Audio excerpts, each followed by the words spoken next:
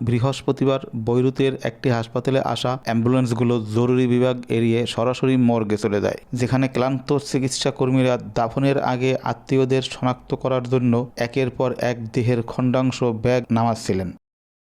কয়েক দশকের মধ্যে লেবাননের রাজধানীতে ইসরায়েলের সবথেকে মারাত্মক হামলার প্রায় ২৪ ঘন্টা পরেও উদ্ধারকারীরা ধ্বংসপ্রাপ্ত ভবনগুলোর ধ্বংসস্তূপের নিচ থেকে ছিন্নভিন্ন দেহ উদ্ধারের কাজ চালিয়ে যাচ্ছিলেন। বুধবার লেবানন জুড়ে ২৫০ জনেরও বেশি মানুষ নিহত হয়েছেন।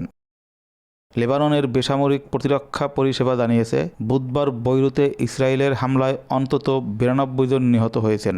বৈরুতের দক্ষিণাঞ্চলীয় উপশহরগুলোতে আরও ৬১ জন নিহত হয়েছেন। রফিক হারিরি হাসপাতালের বাইরে একজন উদ্ধারকারী বলেছেন, তিনি পুরো বুধবার ও বৃহস্পতিবার শহর জুড়ে ধূলিসাৎ হয়ে যাওয়া অ্যাপার্টমেন্ট ব্লকগুলো থেকে ভুক্তভোগীদের উদ্ধারের চেষ্টা করেছেন।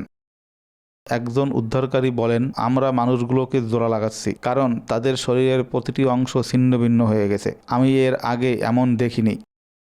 মৃত্যুর সংখ্যা অনেক, পরিস্থিতি ভয়াবহ ও বেদনাদায়ক, হাসপাতালের পরিচালক ডাক্তার মোহাম্মদ আল জাতারি বলেন।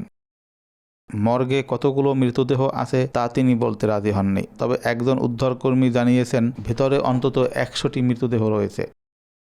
উদ্ধারকারীরা জানিয়েছেন, বোমা বিধ্বস্ত কিছু ভবনে পৌঁছাতে তাদের বেগ পেতে হয়েছে, কারণ রাস্তাগুলো এতটাই সরু ছিল যে অ্যাম্বুলেন্স ও বুলডোজারও ঢুকতে পারছিল না।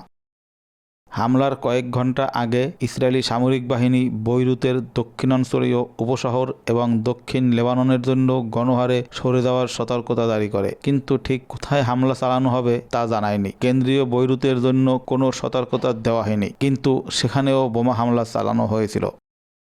ইসরায়েল বলছে, প্রেসিডেন্ট ডোনাল্ড ট্রাম্পের মঙ্গলবার রাতে ঘোষিত যুদ্ধবিরতির আওতায় তাদের কার্যকলাপ অন্তর্ভুক্ত নয়। পাকিস্তান বলেছে এই যুদ্ধবিরতির আওতায় লেবাননও অন্তর্ভুক্ত থাকবে।